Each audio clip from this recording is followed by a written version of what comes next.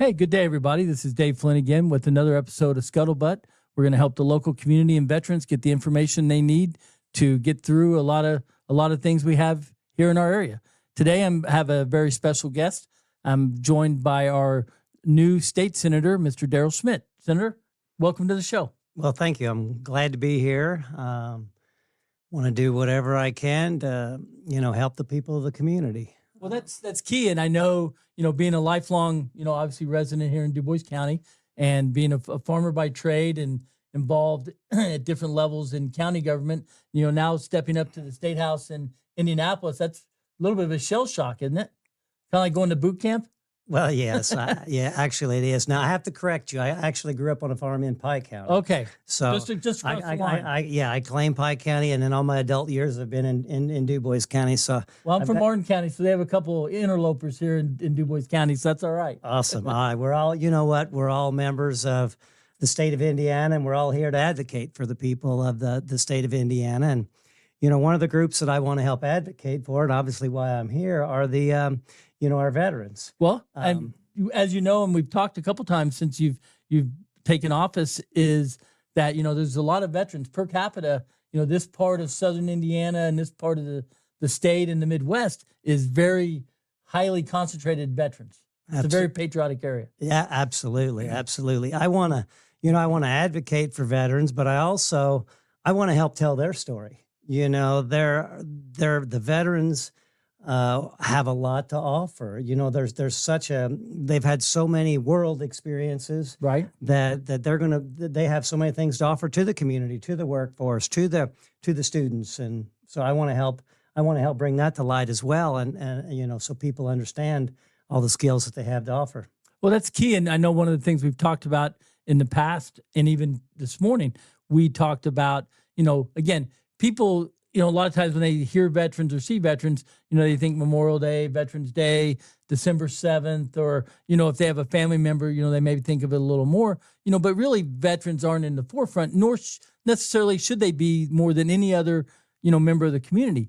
But veterans do provide a lot to the community, and, the community provides a lot to veterans. So it's really a good combination. It's a good marriage per se. Absolutely. Veterans in the community and how they help the community and vice versa. Yeah, no, that's right. That's right.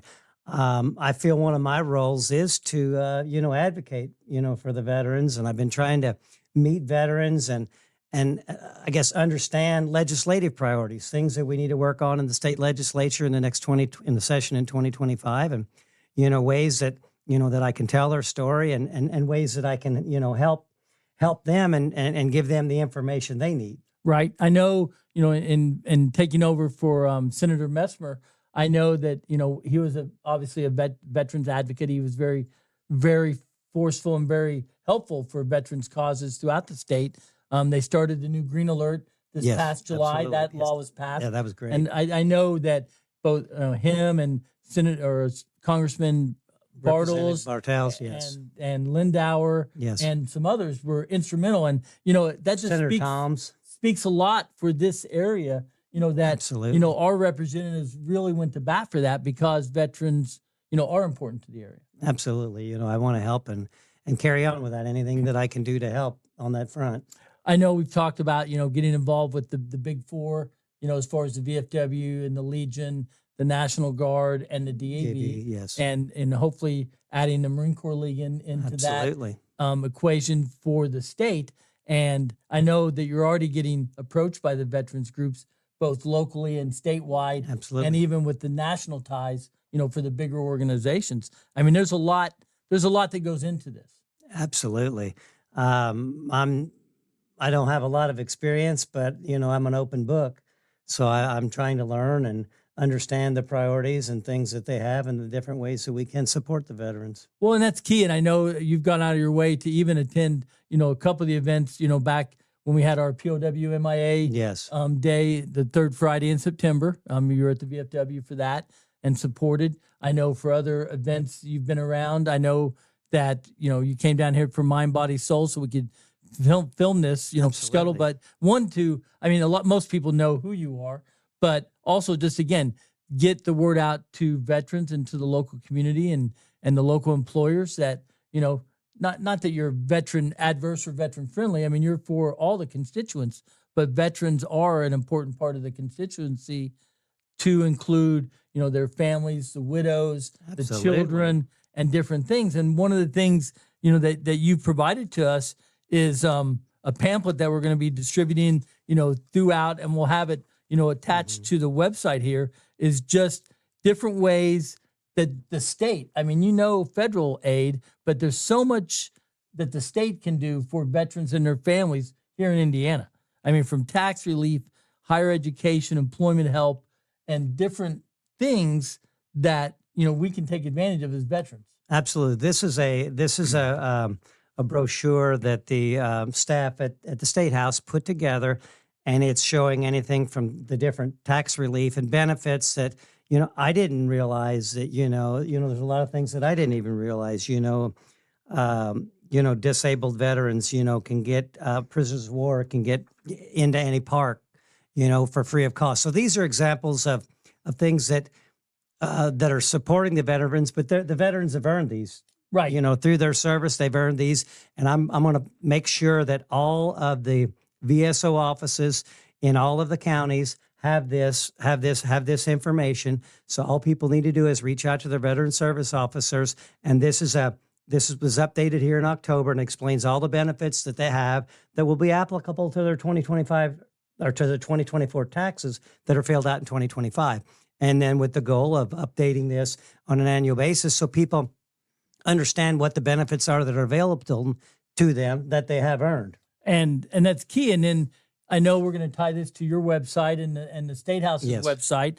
I know that, for the Indiana Department of Veteran Affairs, they have a toll-free number, 1-800-400-4520 to ask any type of questions. And they can also provide information, on federal programs. I mean, there may not be something that the state covers all the way and is covered in a different federal program.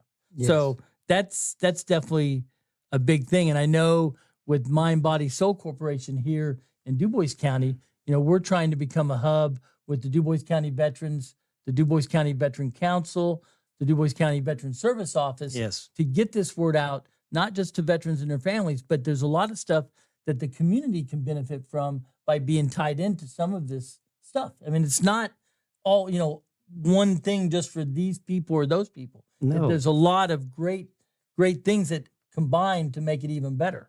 Yes, we need to, as citizens, as veterans, as just people of the community, this is just another tool we can all work together, and we're all in this together. Well, we are. And again, I know we've talked on Veterans Day a little bit, about the importance of the National Guard and the reserve components of our forces, because a lot of the veterans, I mean, percentage wise, that's how they become veterans, by joining, the Guard at some time in their life, or reserve program sometime in their life. And, you have veterans, that may join the service and serve their time on active duty and move all around the world like I was able to do. And then you may come back to the community you grew up in, or a new one.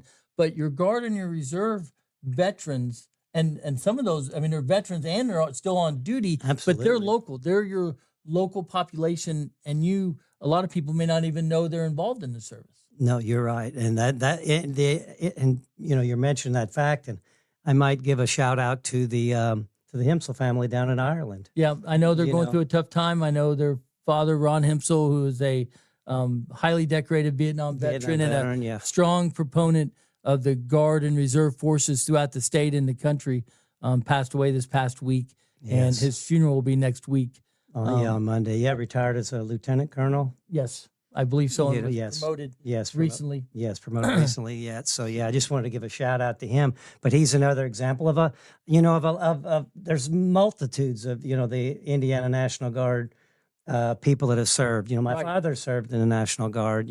So all those people that now that they're in their 80s, you don't really realize, but they sacrificed too. Right, they did. And again, that's just a good proponent. And I know on future episodes of Scuttlebutt, we will be talking recruiting and scholarships and different things that the National Guard and Reserve have a big proponent of that for the local community. But we're going to dive into that in another episode. No, that'd be great. I know with the holidays coming up, I know you're going to be busy with stuff for the state and the family and the farm. Yes. I do appreciate you taking a lot of time out of your busy schedule and joining us here. And I hope it won't be the last time we have you on Scuttle. No, absolutely it will not. I thank you for the opportunity here. And I guess the last thing I would like to say is thank you to all the veterans, that we have and for everything they do. And I'd like to leave it with with one last quote, because you guys are here doing this work. And I was told one time that great leaders don't set out to lead. Great leaders set out to make a difference. And I just want to thank you and all the veterans for what you do to try to make a difference, for all of us. Well, thank you, sir. And a lot of that plays into your life as well. And we appreciate it. And we look forward to working with you. No, I'm excited. I'm glad to be here. Thank you very much. Thank you.